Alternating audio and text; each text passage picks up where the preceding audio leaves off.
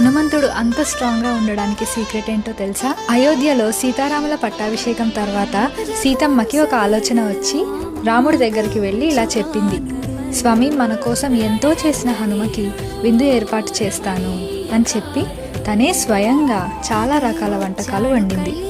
తల్లిలాగా సీతమ్మ హనుమంతుడికి అన్నీ వడ్డించింది. హనుమంతుడు భోంచేయడం మొదలు పెట్టారు.